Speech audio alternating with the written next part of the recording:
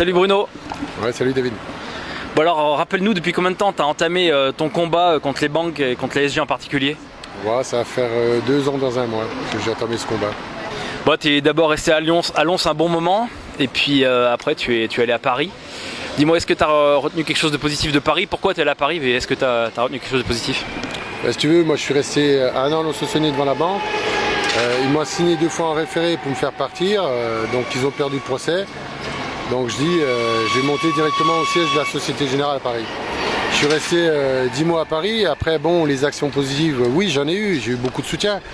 Mais le problème de Paris, c'est les grandes villes, les gens ils se côtoient pas beaucoup, c'est que de l'internet, c'est des gens qui sont vachement cultivés, qui lisent beaucoup de livres, mais le problème c'est qu'il n'y a pas d'action, quoi. Il n'y a pas de mot d'ordre, c'est que personne dit on faire quelque chose. Le problème c'est qu'on va droit dans le mur et personne ne fait rien, quoi. C'est ça le problème. C'est qu'on peut faire des trucs pacifiques. Moi je suis là, c'est une bonne raison, je suis sorti de Paris et j'ai décidé de faire un tour de France pour dire aux gens arrêtez de vous faire raqueter. Si la banque vous pique 200 €, faites un panneau, vous allez devant la banque, vous avez le droit de le faire. Et ça, j'ai le droit de le faire. Aujourd'hui, je suis là, j'ai même pas d'autorisation. Bon, tu as quand même eu des soutiens sur Paris, tu as quand même eu des contacts. Comment c'est passé en général? Non, c'était très bien Paris. J'ai eu contact, bon, j'ai eu le soutien de Pierre Jovanovic, j'ai eu le soutien d'Alain Soral, j'ai eu le soutien de Dieudonné. Moi, je les critique pas. Je dis simplement, bon, j'admire ce qu'ils font, mais il y a un moment, il faudrait bien faire quelque chose. On va droit dans le mur comme la Grèce, le Portugal, et personne ne dit rien. C'est ça le problème, c'est qu'il n'y a pas d'acte ni rien. On sait qu'on va dans le mur, mais personne ne dit rien. Si tu veux, je suis un peu déçu parce que j'aurais jamais dû partir de Paris. Tout aurait dû se passer à Paris. Et après ton Tour de France, tu comptes revenir sur Paris? Bon, je vais revenir pour ma 3e année début mai sur Paris. Et je vais revenir, je crois qu'ils font une manifestation jour de colère bis. Donc je vais retourner sur Paris autour du 15 avril. Tu vas participer à ce jour de colère? Je vais participer, ouais, tout à fait, ouais, pour mobiliser les gens, pour dire que je suis là, quoi. Et là, moi, si vous voulez, comment dire, j'ai fait ce que j'ai pu. Je veux dire, je peux pas faire de plus. Aujourd'hui, je leur dis aux gens, mais attendez, ce que vous allez le perdre, vous êtes cons, quoi. Je lui dis, subir, c'est une chose, mais rien faire, c'est encore pire. Le problème, c'est qu'il y a beaucoup de gens qui tombent dans la dépression comme je suis tombé. Il y en a beaucoup qui se suicident, mais moi, je l'ai pas fait. Hein. Mais c'est ça qui est terrible. Bon, alors aujourd'hui, tu attaques une tournée dans toute la France, qui commence par Lyon d'ailleurs. Dis-moi déjà, raconte-moi ta journée d'hier, parce que tu devais être hier à mardi à Lyon et finalement ça n'a pas été le cas. Raconte-moi ta journée. Hier matin, quand je me suis levé, ils m'ont déjà bloqué mes 2 Facebook, ils ont tout effacé mes données. Bon, on sent qu'il y a un climat de peur, parce que le problème de faire ce que je fais, on a le droit de le faire, mais après ils peuvent tomber sur n'importe qui. Hein. Tomber sur des mecs qui taclent les banques, qui pètent les vitrines. La semaine dernière, il y en a un qui a rempli un seau de mer, qui a badigeonné 17 distributeurs. Il y aura des actes, tout le monde ne réagit pas de la même façon. Donc ils ont le truc, ils m'ont prévenu que s'il arrivait des trucs, j'ai un peu de responsabilité. Mais bon, moi je suis pas derrière tout le monde. Hein. Ouais, en fait, tu as été convoqué par la police, faut le dire. Faire attention que s'il arrivait quelque chose, je peux être responsable. Que s'il y en a un qui venait de la Société Générale péter une vitrine à la porte, ça peut me retomber dessus, quoi. On sent qu'il y a un climat de peur, parce qu'aujourd'hui j'ai pété un marion. J'ai dit aux gens, vous avez le droit de le faire. Et, si vous voulez, maintenant les gens ont plus peur des banques que des forces de l'ordre. Donc il faut arrêter. Avant les banques, quand vous rentrez dans une banque, ils vous sortaient le tapis rouge. Et maintenant ils ont inversé les rôles. C'est-à-dire aujourd'hui on rampe devant les banques. Donc ça peut parler. Aujourd'hui vous avez les banques et l'État, puis entre les deux il n'y a personne. Je veux dire, ils raquettent les gens, ils piquent des frais machin, puis tout le monde ferme sa gueule. Maintenant il faut dire stop. Puis je pense que le vrai problème, même qu'on s'attaque à de la religion, tout ça, que tu sois juif, que tu sois marocain ou portugais, tout ce que tu veux, les prélèvements sous les comptes, ça concerne tout le monde. Et le vrai problème, c'est les banques. Il faut s'attaquer aux banques. Je ne dis pas qu'il y a d'autres problèmes. La racine, c'est les banques. Si on attaque la racine, on s'attaque au vrai problème. C'est pour cela, même ceux qui font des quenelles, je dis allez faire des quenelles devant les banques. Allez pas faire des quenelles devant les synagogues, ça rime à rien. Quand ton frigo sera vide, tu vas faire une quenelle, il va se remplir tout seul. Il faut arrêter de délirer, non? Toi, c'est ça le problème, c'est qu'on rentre un peu dans des trucs de fou, quoi. Et on te sent un peu plus radical qu'auparavant. Dis-moi, quel est le véritablement, où est-ce que tu veux en venir? Je veux dire, tu veux ramener du monde derrière toi, qu'est-ce que tu veux véritablement? Les gens se demandent en fait, si tu veux, sur internet, ils se disent jusqu'à où Bruno va aller en fait. Tu peux nous dire jusqu'à où tu veux aller? Déjà, je vais dire aux gens, je suis déjà pas de l'aspirine, d'accord? Je canalise pas les gens et j'ai rien à vendre, d'accord? Moi, je vends rien du tout, d'accord? Je vends rien, moi. Je le fais pour les gens. Simplement dire aux gens, battez-vous et vous avez le droit de le faire, c'est tout. C'est ça que je veux dire, on a le droit de le faire, il faut le faire, mais on peut faire des actions pacifiques. Aujourd'hui, il faut bien que les gens comprennent que les manifs, c'est fini. Quand on a vu la manif pour le mariage pour tous, quand on voit ce que ça donnait, c'était même pas la peine d'en faire une de plus. C'est qu'on s'aperçoit que c'est foutu, ils s'en foutent, ils s'en battent les couilles. Aujourd'hui, le seul truc qu'il faut faire, il faut siéger. Vous siégez dans la banque, je vous garantis que ça les emmerde, parce qu'ils peuvent rien faire. Bah, dis-moi, je vais quand même te poser la question de savoir si tu as un mot à dire sur la dissidence entre guillemets. Est-ce que tu veux dire quelque chose sur la dissidence, parce qu'il y a pas mal de monde qui t'ont plus ou moins lâché? Je ne vais pas les critiquer la dissidence. Le problème c'est que ils se tirent dans les pattes chacun vis-à-vis des autres. Aujourd'hui, on va y arriver si on arrive d'être unis. Il faut s'unir et être tous pour le même combat. Le vrai combat, c'est les banques, c'est tout. Après, bon, qu'on dise du mal de Pierre-Paul Jox, ça c'est normal. Mais je dis à un moment, il faut arriver à travailler main dans la main et je dire être unis contre le vrai combat. Le vrai combat, c'est les banques. C'est la racine des problèmes. C'est les banques qui ont provoqué la crise. Elle vient des banques. À qui profite la crise? C'est les banques. Aujourd'hui, ils ont annoncé il y a 6 mois des prélèvements à chiffres sur les comptes. Chez nous, ils ont annoncé ça il y a 2 mois. Ils ont augmenté les frais bancaires en début d'année. Je pense que maintenant, il est temps d'agir, sachant qu'on va finir comme la Grèce, le Portugal, ainsi de suite, quoi. Mais je veux dire, le problème, c'est que subir, c'est une chose, rien faire, c'est encore pire. Voilà. Ils se disent révolutionnaires, les mecs, mais c'est pas des révolutionnaires. Aujourd'hui, c'est quoi? Je veux dire, c'est pas des révolutionnaires. Ils vont pas parler de moi. Qu'est-ce que tu veux qu'ils parlent de moi? Quand t'as un mec qui est prêt à laisser sa peau, ils vont pas parler de moi. Je leur fais de l'ombre. Je leur fais de l'ombre. Ils parleront pas de moi. C'est pas bon pour eux de parler de moi. Ils restent dans leur monde de bisounours. Moi, je suis pas dans le monde des bisounours, d'accord? Je suis dans le vrai, c'est tout. Et tous ceux-là qui me critiquent, ils savent très bien que j'ai raison. Parce que tous ceux-là de R, machin, ils attendent qu'un truc. Qu'est-ce qu'on fait? Qu'est-ce qu'on fait? Tes vidéos, tes machins, qu'est-ce qu'on fait maintenant? On fait quoi? On va dans le mur? Puis personne ne fait rien. Et eux, ils ont des masses de gens derrière eux, ils sont pas capables de donner de mot d'ordre. Et ça me gonfle grave, c'est tout. Et j'en dis encore une deuxième fois. Ok, un dernier mot. Après Lyon, c'est quoi? T'as un itinéraire ou quoi? Annecy après Lyon. Et après tu continues, enfin tu fais le tour comme c'était sur ta carte. Tu vas arriver à faire un tour complet de la France? Je vais faire un tour complet de la France pour réveiller les gens. Aujourd'hui, réveiller les gens, c'est d'être sur le terrain. Voilà, c'est être devant, c'est pas être derrière la caméra. C'est dire voilà, je dis, je fais. C'est ce que les gens attendent. Les gens attendent de l'action maintenant. Parce que je veux dire, la crise, si tu veux, ça s'accentue de jour en jour plus vite. Je veux dire, les gens sont de plus en plus à découvert, les gens, ça va mal de partout. Il y a un moment, on ne peut pas fermer sa gueule, mais je veux dire, si personne ne donne mot d'ordre, regarde ce que j'ai fait tout seul. Dis-moi pas qu'il y a quand même des mecs de la dissidence qui auraient pu mobiliser des gens. Toi, je suis quand même à Lyon, il y a un site, il y a un truc ER à Lyon, ils ne sont pas venus. Mais ça, c'est pas normal. Aujourd'hui, Soral, quand il vient devant la banque Société Générale, merci. Mais quand tu viens faire une quenelle avec un t-shirt pour faire ta pub pour le vendre, d'accord. Mais après, il y a quoi?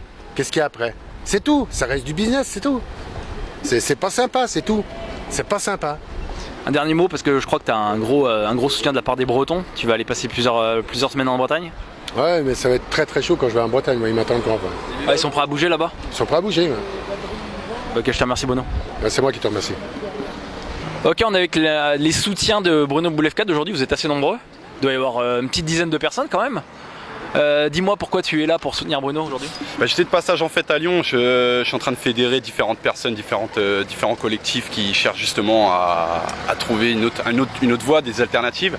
Et j'ai vu que Bruno était là à Lyon, donc j'ai profité pour passer le voir. Et justement, je profite de l'occasion. Il y a beaucoup de collectifs sur Internet qui ont un pouvoir qui ont une influence sur les gens.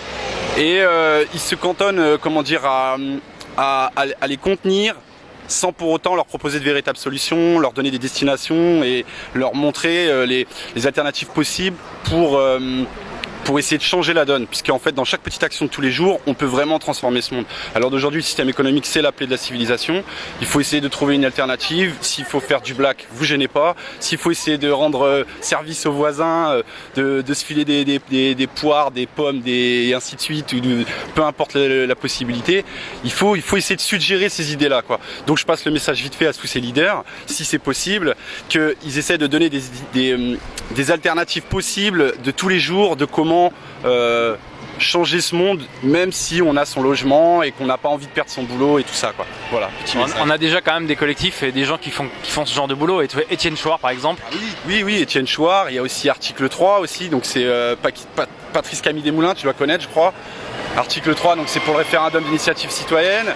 Il y a aussi Monéem, un site internet qui met en place un système économique et qui présente le revenu de base. Donc vous arrivez sur le site, vous avez 0 € et vous pouvez acheter avec les gens avec 0 €. C'est un principe de jeton. Et le revenu de base vous permet justement après derrière de pouvoir acheter des trucs et en même temps vous pouvez vendre vos services et autres.